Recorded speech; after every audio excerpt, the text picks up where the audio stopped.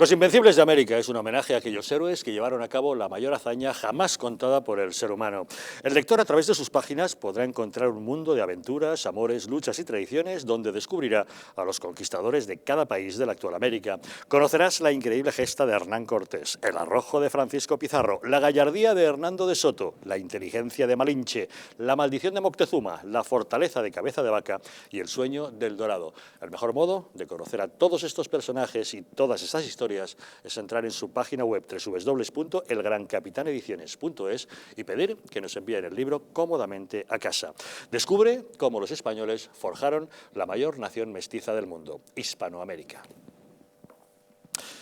Esta semana, Quim Torra, inhabilitado por la justicia, abandonaba la presidencia de la Generalitat de Cataluña.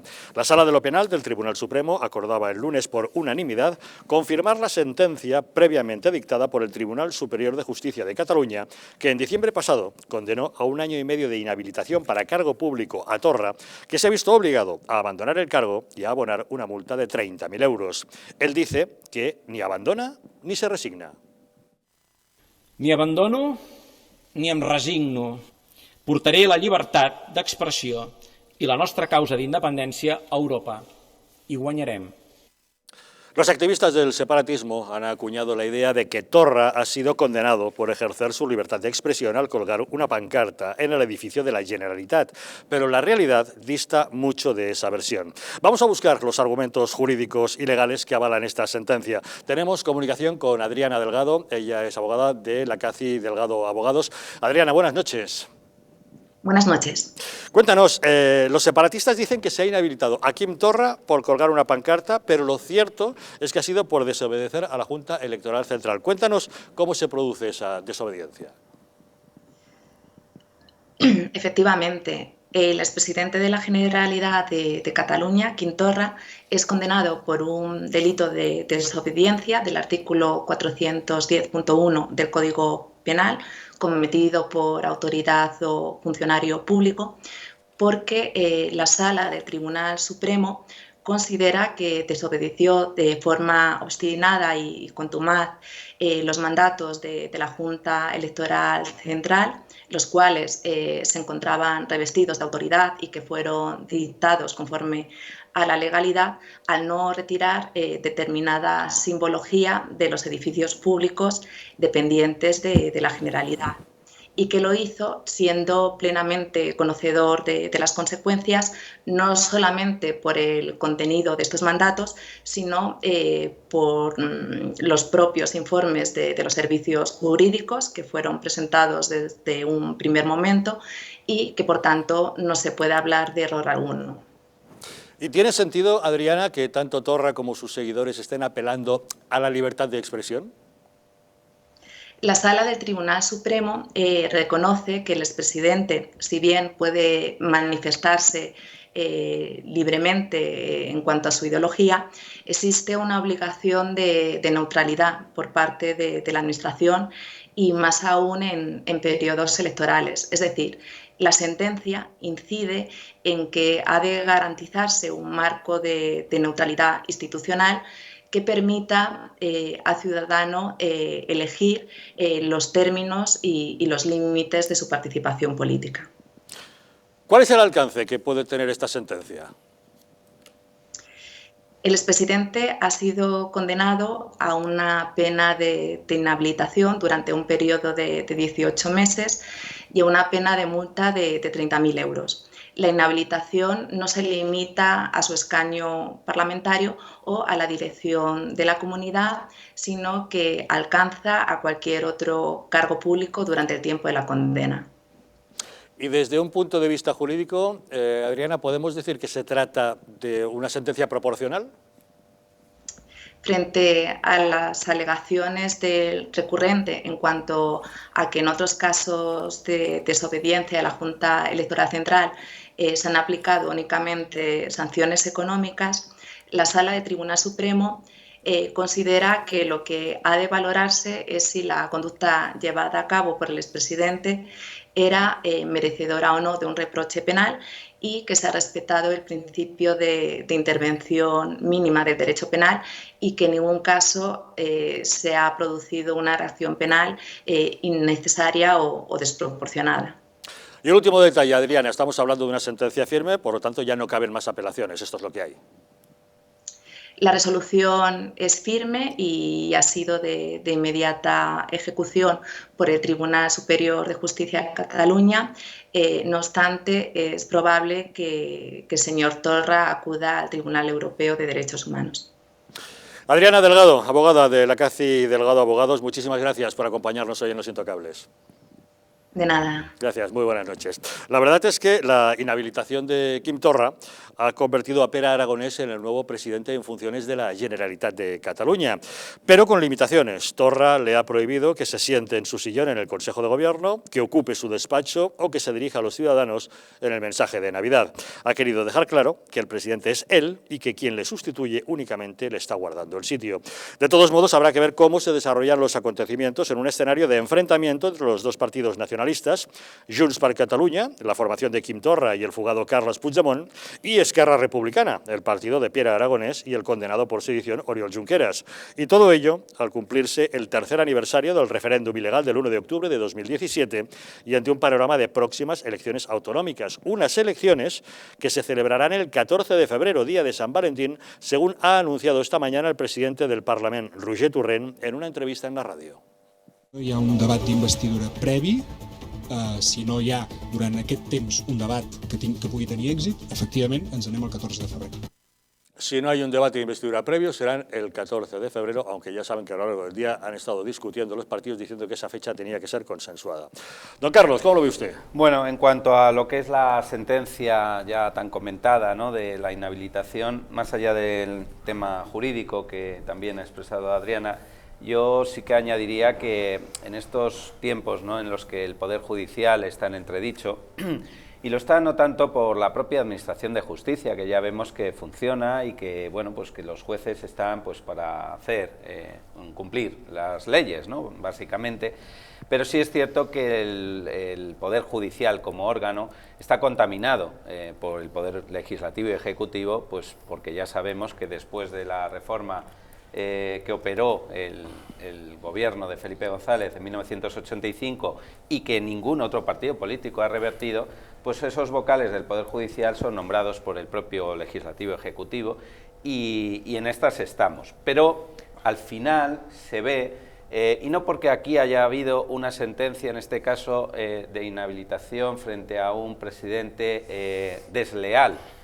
como ha sido Torra, porque si hubiera sido en otro sentido, yo sigo manifestando lo mismo, es decir, la independencia, la necesaria independencia del Poder Judicial, en este caso, bueno, pues se ha aplicado y se ha producido. Va quedando cada vez menos, y lo vemos en el Congreso, resortes para revertir lo que viene siendo el ideario, que también habéis comentado en esta mesa, derribar directamente lo que viene siendo la transición y el bloque constitucional, ¿no?, lo que es el espíritu constitucional de España. En el Congreso las cosas están como hemos visto, unos tirándose trastos a la cabeza frente a otros, sin un discurso realmente bueno, pues, que pueda conservar lo que con tantos sacrificios las generaciones pasadas construyeron. En el orden comunicación, pues los medios están, como también vemos, dando noticias muy sesgadas. En el orden de educación, pues con el mismo ideario adoctrinado, y por tanto yo sigo, no solo por ser jurista, sino por confiar en que el Poder Judicial pueda ser de lo único que nos salve, bueno, pues como contrapeso y contrapunto de hacer cumplir la ley a todo aquel que se la salte directamente. La división cainita del independentismo y separatismo catalán está jugando a favor de la unidad de España y en contra de los intereses partidistas, económicos sobre todo, porque se trata de una agencia de contratación de empleo de un montón de gente ociosa.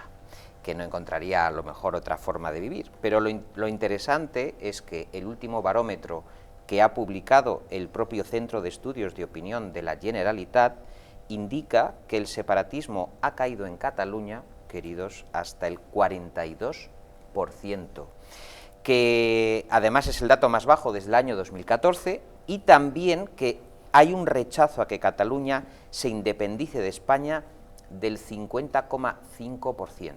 El destrozo que ha hecho que los antilíderes políticos que han padecido nuestros hermanos catalanes ha situado en la bancarrota al tejido empresarial en Cataluña, que ha hecho que 4.000 empresas se fugaran directamente al resto de España, y que Puigdemont, que era el presidente autoproclamado, que duró 8 segundos, la autoproclamada República Catalana, pues está en búsqueda de captura.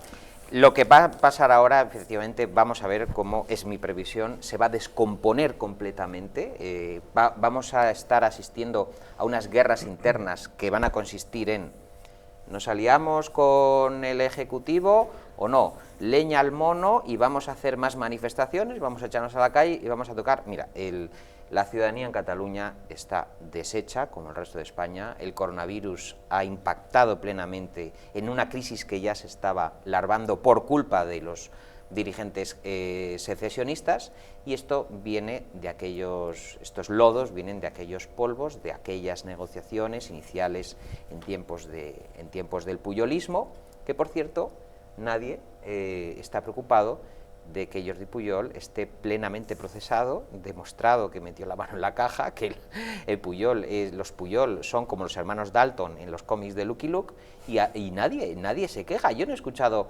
a los líderes en el Senado, en el Congreso de los Diputados, quejarse del puyolismo, porque él es el padre ideológico, ese bandidaje del puyolismo es el padre ideológico y extractivo del catalanismo actual. Nadie le echa en cara a nada. Algunos fanáticos reconocen que es un chorizo, pero que es su chorizo, y así lo asumen. Pues ya ves que bien. Bueno, hablemos ahora del futuro de Cataluña. Yo, don Javier, ¿qué es algo que nos han reprochado siempre a nosotros, los de Ciudadanos, en Cataluña en estos últimos No haber años? tratado de formar gobierno al ser el partido más votado en las últimas elecciones. Por primera vez en la historia, una lista no separatista conseguía ser la ganadora de las elecciones en el Parlamento de Cataluña, pero no sumaba a la hora de presentar candidato, con lo cual Inés Arrimadas no se presentó a ser investida como presidenta de la Generalitat, que no hubiera salido. Bueno, pues ahora, eso que nos han reprochado tanto, yo le digo a mi presidenta, vamos a hacerlo. Vamos a presentar, en este caso, a Carlos Carrizosa como candidato a presidir la Generalitat. Es decir, vamos a recuperar ese papel que nos otorgaron los ciudadanos a finales del 17, ya está casi olvidado, pero para que jamás nos lo vuelvan a reprochar, porque además nos lo reprocharon con razón. E Inés Arrimadas no se presentó porque Rivera no quiso. No la dejó, pero era su papel, era su obligación hacerlo en ese momento, y además ella, estoy bastante seguro que hubiera hecho una gran intervención y que todos los ciudadanos se lo hubiéramos agradecido, porque para eso la votaron. ¿No va a salir? Es lo de menos, pero tenemos que cumplir nuestro papel institucional, así que Inés, plantéatelo, ahora podemos recuperar esa labor que tanto nos han reprochado que no hicimos. Este es el momento. Lo que me sorprende es que la gente ya con este tipo de noticias y novedades, bueno, la verdad es que está bastante, yo creo que somnolienta, ¿no? Y cansada de oír este tipo de... Porque cada vez la sociedad civil y en general la ciudadanía pues se ha acostumbrado, yo creo que pasó un poco antes del levantamiento en la guerra civil, de que estábamos acostumbrados a estar continuamente escuchando, y pues sobre todo en aquella época no había los medios de comunicación tan rápidos que telemáticamente te enteras de una noticia en cuestión de segundos, ¿no? Pero es continuamente esto. Es decir, este señor tenía que estar en la cárcel desde hace tiempo. ¿Ustedes se imaginan que un funcionario público, que no sea Quim Torra, presidente de la Generalitat, hubiera puesto una bandera, me da igual, en el balcón del ayuntamiento, del consistorio, cualquier cosa inoportuna, prohibida, o ¿Cuánto tiempo duraría ese funcionario que no hubiera sido el presidente de la Generalitat estar en la prisión, detenido? Bueno, el presidente de la Generalitat y un montón de alcaldes rebeldes que en municipios de Cataluña han colgado esteladas, que no son banderas legales, en las fachadas de sus ayuntamientos y edificios públicos. Claro. O los famosos lazos amarillos en edificios públicos también, que por cierto, ahora los han retirado de las fotografías del folleto de promoción turística de Cataluña cuando ven a visitarnos, que juntos mejor, ahora todos esos monumentos catalanes importantísimos ya no aparecen fotografiados ni con esteladas ni con lazos amarillos. Para reclamar al turismo sí que lo retiran. Pero don Javier, ¿se imagina usted el supuesto, como ha dicho, ha apuntado antes mi compañero jurista también, querido Carlos, que realmente en aquel manifiesto en el que se modificó claramente la vinculación del Poder Ejecutivo con el Poder Judicial? Hemos tenido hasta ahora, y corrígeme si no es verdad, comunicados del grupo de fiscales que se quejaban sobre lo que se estaba manipulando, de lo que se estaba manipulando. ¿Quién nombra al fiscal general del Estado, querido Javier? Queridos todos. Es una Acuérdate, Pedro Sánchez. ¿De quién depende la Fiscalía? Pues ¿De quién depende? Lo dijo pues eso. De forma retórica. Lo dijo en Radio Nacional Comunista. Es decir, esto es una prueba clara y manifiesta de que, no estando completamente desligada en la verdadera actuación de un juez, de un magistrado, de un tribunal, sobre el fondo de la cuestión en la que tiene que pronunciarse, andamos apañados. Y vamos a seguir andando apañados. Pero es que lo que yo no sé por qué, claro, yo no quiero ser político. Me encanta hablar de ello, pero no quiero ser político. Yo me encanta mi trabajo, amo mi trabajo y soy jurista y me encanta hacerlo y escribir lo que hago. Pero ustedes, señores, no se imaginan por qué con mayorías absolutas posteriores al gobierno de González eso no se ha cambiado. Mira, Ruiz Gallardón, disculpa que te haga un inciso, sí, no, por supuesto, siendo ministro de Justicia con el Partido Popular y teniendo la mayoría absoluta y llevando en el programa que iba a revertir lo que era el nombramiento de los vocales por los propios jueces y no por los políticos, pues otra promesa incumplida. Efectivamente, es que esto todos los partidos políticos lo llevaban, o muchos de ellos, en el programa y no han cumplido. Y con mayorías absolutas. Es decir, que igual que la ley de Ont, la famosa ley de Ont, ¿cuántas veces? Pues es que esa ley de Ont ha facultado. En otros países funciona muy bien. Si en otros países esa ley es pistonuda. Pero en España, en la época en la que se aplicaba ese tipo de ley, en celebrar comicios, dio la posibilidad de señores como el Bildu tuvieran representación parlamentaria. Concho, pero escucha, pero si con mayorías absolutas tú podías quitar esa ley de Ont, que es muy buena, que no digo que sea mala, pero eso faculta a que hayamos tenido a estos señores ahí. Bueno, yo sabiendo hoy que ya la Comunidad de Madrid ha puesto el recurso a la orden ministerial. Sí, aunque disculpa, aunque parece ser que no ha solicitado la cautelarísima. Y sabiendo que insta incluso a Sánchez a que declare el estado de alarma, yo lo que os pregunto es, ¿las medidas van a entrar esta noche en vigor? ¿Sí o no? Desde el punto de vista legal. Es buena pregunta, porque la seguridad jurídica de la que yo me quejaba antes tendría que quedar muy clara en esto.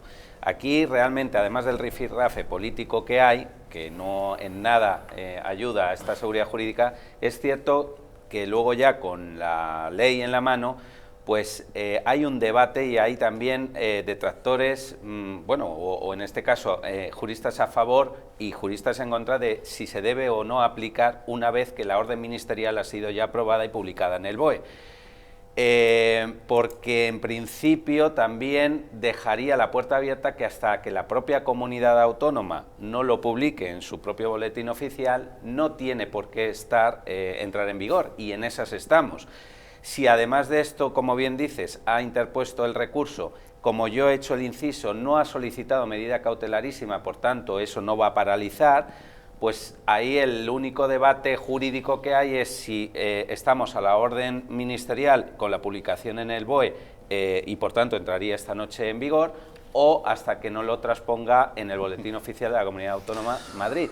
Y es un debate que me temo muy mucho que también los jueces se van a tener que pronunciar, porque yo creo que la propia Comunidad de Madrid o el Estado van a estar en ese rifirrafe jurídico. Claro. O sea, no hay una cuestión clara. Y sobre todo porque no hay jurisprudencia pacífica en ese sentido.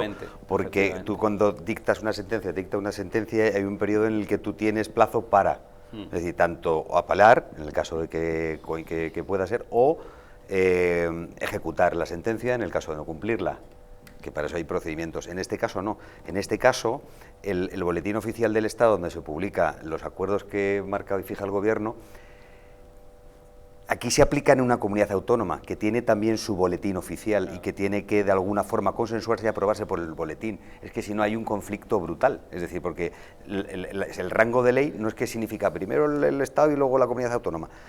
Para esto en concreto afecta solo a la Comunidad de Madrid, en el caso de que le afecte a ella. Es decir, es verdad que para el rango nacional y del marco nacional, pero en este caso la Comunidad de Madrid tiene su gobierno y tiene su boletín. Por eso, cuando nosotros queremos emplazar a alguien y no le localizamos, lo hacemos a través de edictos en el boletín oficial de la Comunidad de Madrid. Sí, no, y además es que la consecuencia jurídica, dices bien, Fernando, pero es que además tú piensas que mañana, o sea, si esto entra esta noche en vigor y yo hoy, esta noche, de madrugada, me voy a otro municipio y me salto las normas, ¿me pueden multar o no? Pues es que en principio la potestad coercitiva también, en este caso de la Comunidad de Madrid, si no ha sido publicada la norma en su boletín, no está.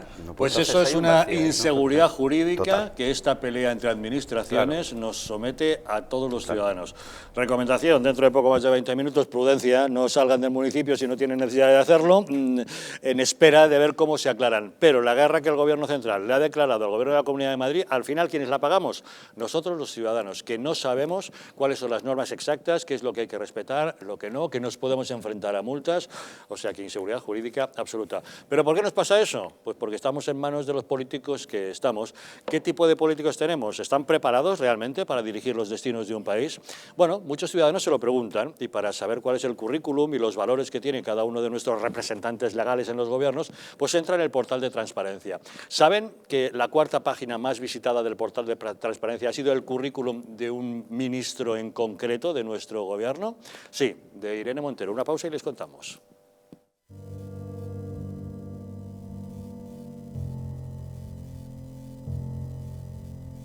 España no va a tener, como mucho, más allá de algún caso diagnosticado. ¿Qué le diría usted a una mujer que está dudando en ir o no a la manifestación del 8 de marzo? ¿Qué le diría? Que le va la vida, que le va su vida. Y el motivo es el miedo. No hay una razón médico-sanitaria. Y que no hay ninguna razón de salud pública que aconseje tomar ninguna medida o que impida la celebración de eventos de este tipo. Denunciábamos que los medios estábamos siendo demasiado alarmistas con el coronavirus. ¡Vamos a morir todos! ¡Estefanía! ¡Estefanía! ¡Gritad Estefanía! No hay nada de qué preocuparse, estamos muy tranquilos, ¿vale? El Gobierno estaba perfectamente al corriente de los datos que tiene ahora desde el pasado día 4, pero no quiso tomar medidas justamente para no deslucir esa manifestación.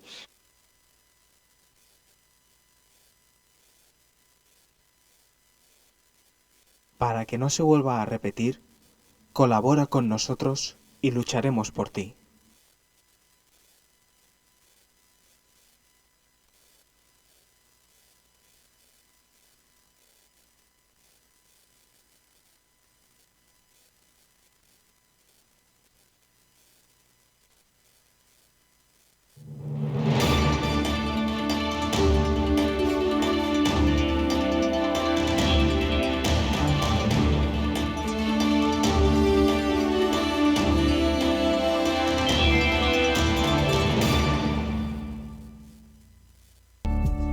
El cuidado de la flora intestinal es esencial para el bienestar digestivo, el metabolismo y el sistema inmunitario.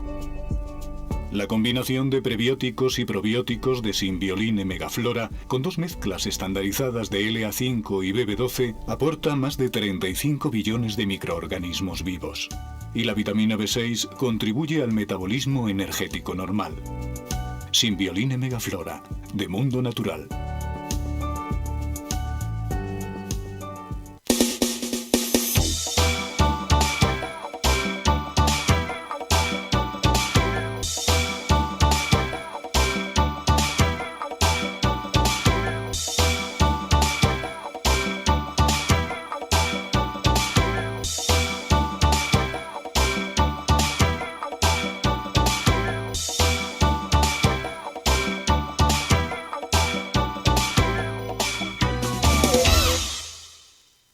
El estrés, la ansiedad y un ritmo acelerado de vida influyen de forma directa en la calidad de nuestro sueño.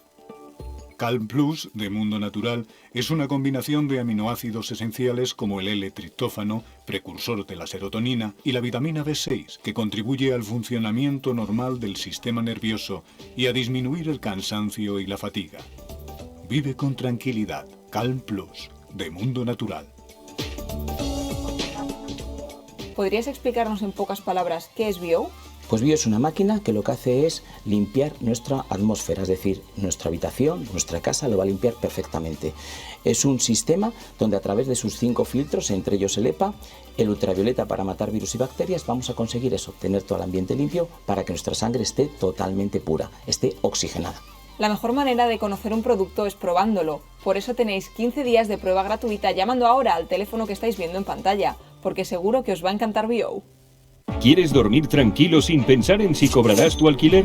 Con nuestro servicio de gestión integral podrás olvidarte de tus preocupaciones porque Arrenda se encarga de todo, pagándote el día 3 de cada mes sin excusas. Si tienes una vivienda alquilada o estás pensando en hacerlo, contáctanos. Arrenda, el alquiler seguro y garantizado.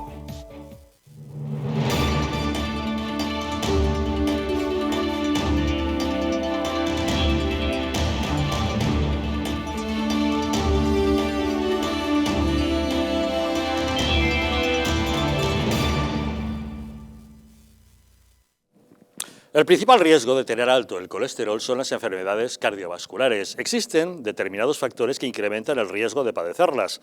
Algunos no son modificables, como nuestra edad o los antecedentes familiares, pero hay otros sobre los cuales podemos actuar si mantenemos una dieta y un estilo de vida saludables y realizamos ejercicio físico con regularidad. Divecol Forte, de Mundo Natural, es un complemento alimenticio que incorpora la coenzima Q10 y el extracto de cardo mariano, así como levadura de arroz rojo. Y es que está demostrado que una ingesta diaria de 10 miligramos de monacolina K, procedente de preparados fermentados de arroz de levadura roja, contribuye a mantener niveles normales de colesterol sanguíneo. Así que no lo olvide, Divecol Forte, de Mundo Natural, de venta en parafarmacias y en tiendas especializadas, en el teléfono 91-446-0000 o en su página web parafarmaciamundonatural.es. El escaso nivel y preparación de algunos de nuestros políticos es uno de los males de nuestra clase dirigente. La ministra de Igualdad, Irene Montero, por ejemplo, cuya única experiencia laboral es haber sido cajera de un supermercado en San Sebastián de los Reyes y que ahora se sienta en el Consejo de Ministros, es una buena muestra de ello y despierta el interés de los ciudadanos. El currículum de la ministra fue la 4ª página más visitada del portal de transparencia durante el mes de agosto, con casi 7.000 visitas, solo por detrás de la página principal, la del apartado del estado de su solicitud y el apartado para pedir información. En su currículum no se menciona el puesto de cajera en el supermercado. Se limita a decir que tras licenciarse en Psicología por la Universidad Autónoma de Madrid y hacer un máster de Psicología de la Educación, su primer empleo fue cuando se incorporó a Podemos como secretaria de Movimientos Sociales. Después pasó a ser diputada, portavoz del grupo parlamentario y finalmente ministra. No figura ningún otro trabajo que no sea fruto de su pertenencia a ese partido político. Y eso es lo que despierta interés en muchos ciudadanos que entran en el portal de transparencia para encontrar datos. David Felipe, ¿qué te parece? Pues me parece que es la tónica general que tenemos, porque empezando por el presidente del gobierno, que encarga una tesis doctoral a un miembro de su equipo, que a su vez plagia unos informes que había emitido, informes económicos del Ministerio de Asuntos Exteriores, y que defender esa tesis doctoral con el grado de doctor, con la dificultad intelectual que entraña escribir una tesis doctoral y plantear a la comunidad científica algo novedoso, algo único y que sirva para el saber y la cultura de este país, pues empezando por el presidente plagiario, siguiendo por el señor Pablo Casado, que como todos sabemos, le aprobaron en un tiempo récord 12 asignaturas en un año, corriendo y deprisa, como dijo el propio director del Centro Cisneros, porque había indicaciones al respecto, según ha declarado él, había indicaciones al respecto para que se le aprobara en un tiempo récord, y siguiendo por todos los politicastros cuyo único esfuerzo ha sido la carrera ascendente y meteórica para llegar al poder, tocar asiento y no soltarlo, porque con los dientes muerden y sujetan el asiento. Es decir, su ambición es inversamente proporcional a la materia gris que tienen dentro del cerebro, los estudios, etcétera, etcétera. Y no encuentro excepciones salvo Inés Arrimadas, que tiene una gran formación intelectual, hay que decirlo, y es abogada, etcétera, etcétera. Es una chica que no tiene negros, nadie le está haciendo un soporte como al resto, y no se le ocurriría decir que ella es autora de ciertos artículos que son plagios de otros y de otros. Voy a hacer esa excepción, pero en general dan pena. Hombre, habrá más excepciones. Que no conozco más. Si me habláis de otras excepciones, me parece bien. Si hablamos de carreras, bueno, de educación, y tú has nombrado la de abogado, más creo que era de 1/3 de los diputados y diputadas que se sientan en el Congreso tienen esta carrera de Derecho. Pero las carreras no son suficiente vara de medir para, a su vez, valga la redundancia, medir la capacidad que tenga un representante político para gestionar según qué asuntos. Y aquí los asuntos que se gestionan, fíjate qué cosa es, que es ni más ni menos ahora que la salud pública y que otros negociados como la economía y otras cuestiones nucleares de nuestra sociedad. Yo pondría en una empresa privada a alguno de los 350 diputados y diputadas del Congreso de los Diputados, me lo pensaría.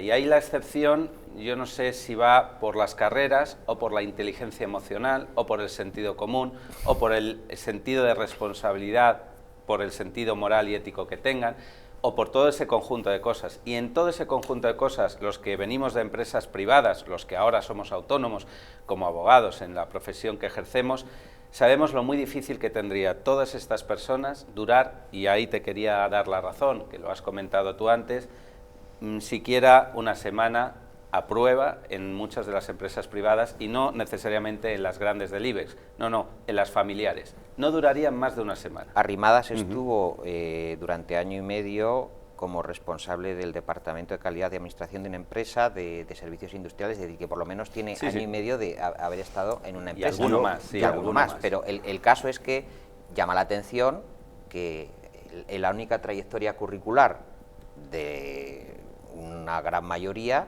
sea cargos políticos, estar chupando rueda hasta que ya consigue lo que quiere, porque son 100% ambición, cero servicio a la ciudadanía, lucro personal, ambición, obsesión, tara mental. Y eso es lo que les pasa a nuestros políticos, que es, dicho sea de paso, la efebocracia ignara que tenemos que padecer, porque yo no lo soporto a ninguno.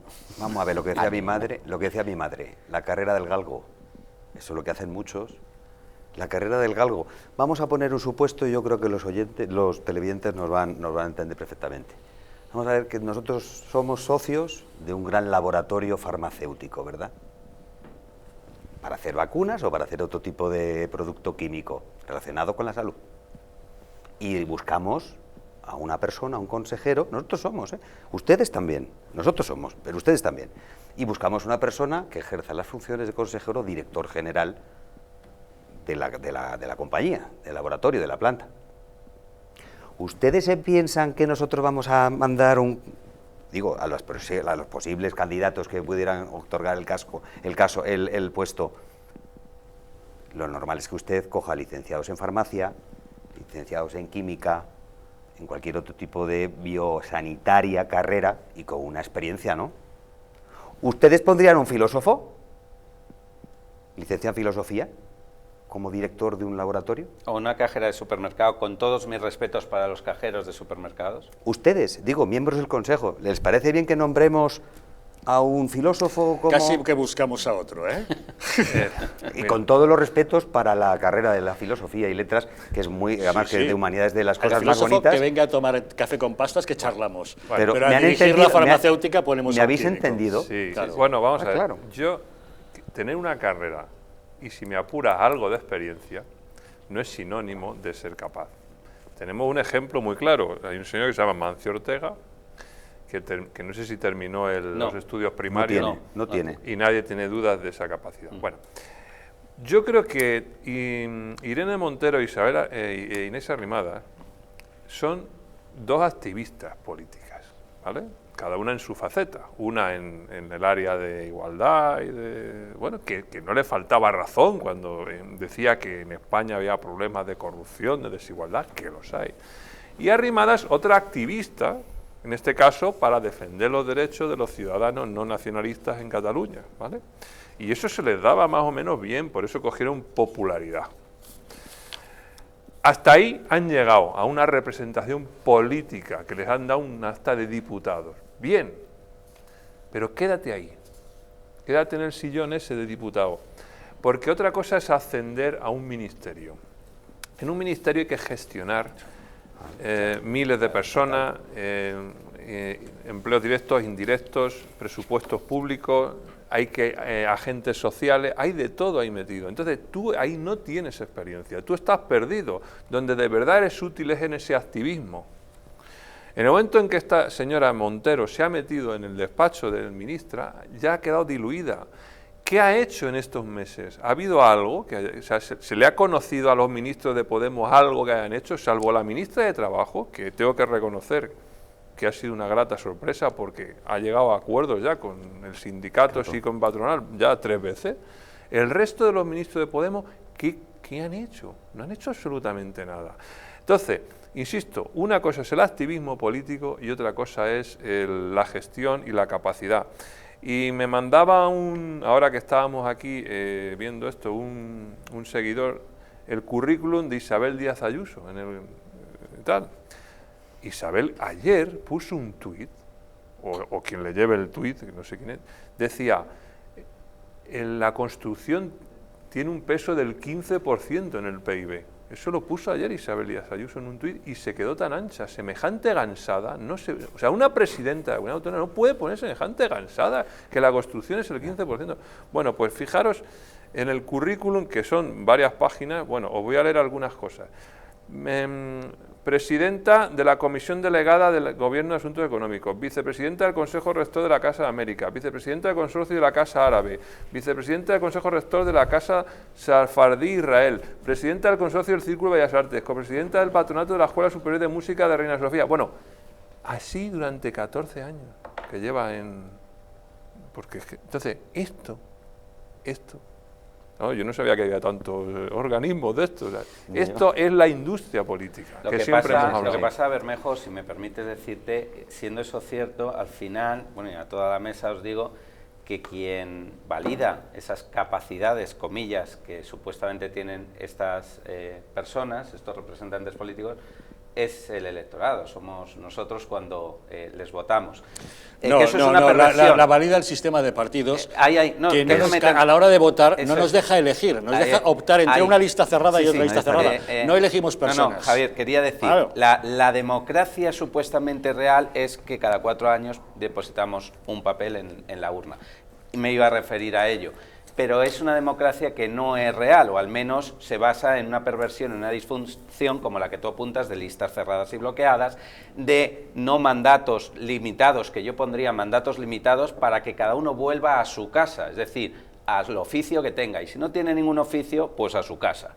Es decir, máximo 4 años, porque ellos son servidores públicos, no vienen a servirse del público, de nosotros, no, son servidores públicos. Entonces, cada 4 años, pero por ley, no porque Aznar se lo autoimpusiera, que por cierto ha sido el único presidente del gobierno que se autolimitó el mandato, a 8 años creo recordar. Correcto. Pero yo lo limitaba por ley como en Estados Unidos, 4 años, Claro, señores, dos mandatos. y todo el mundo Dos mandatos. luego a su casa. Nicolás, Ya está. Nicolás Salmerón, presidente de la Primera República, era profesor de instituto y dejó la presidencia y se volvió a su instituto, ganando 26.000 reales. Como Julio Anguita. Para que lo sepan ustedes. Era profesor, volvió a dar clases a los suyos. Totalmente, Tenía totalmente, un oficio. un hombre coherente. Y hay algunos políticos que tienen una carrera, una profesión, Claro una que vida sí. en la vida privada. que sí. Nicolás que están un Salmerón, tiempo en presidente de la pública Primera y se República. vuelve, pero Por luego hay otros que supuesto, así efectivamente debería ser, así solamente debería han vivido a base de cargos públicos. ¿no? Claro, claro. Y Así de todos nos los va. partidos políticos, porque aquí Claro, no... Sánchez es el principal ejemplo, es decir, Sánchez ha hecho toda su carrera en la política.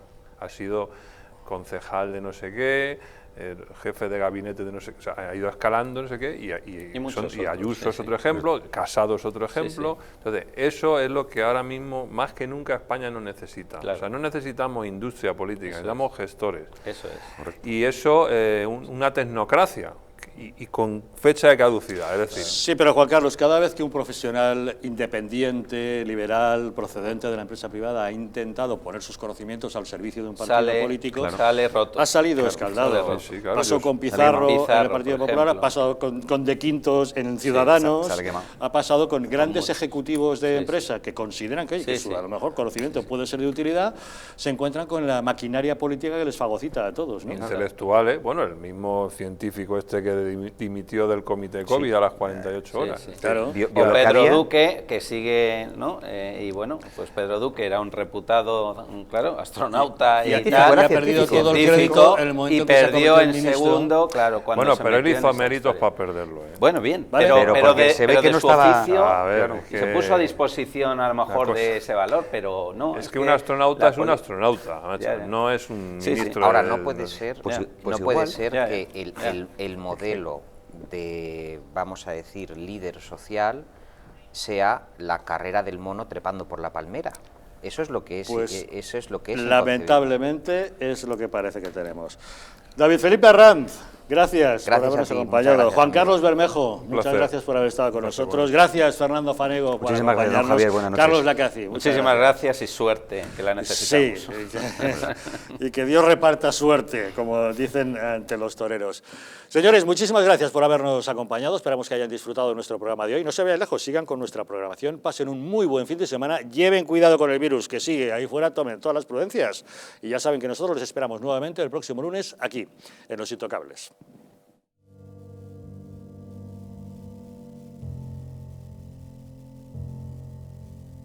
España no va a tener, como mucho, más allá de algún caso diagnosticado. ¿Qué le diría usted a una mujer que está dudando en ir o no a la manifestación del 8 de marzo? ¿Qué le diría? Que le va la vida, que le va su vida. Y el motivo es el miedo. No hay una razón médico-sanitaria. Y que no hay ninguna razón de salud pública que aconseje tomar ninguna medida o que impida la celebración de eventos de este tipo. Denunciábamos que los medios estábamos siendo demasiado alarmistas con el coronavirus. ¡Vamos a morir todos! ¡Estefanía! ¡Estefanía! Gritad Estefanía. No hay nada de qué preocuparse, estamos muy tranquilos, ¿vale? El gobierno estaba perfectamente al corriente de los datos que tiene ahora desde el pasado día 4, pero no quiso tomar medidas justamente para no deslucir esa manifestación.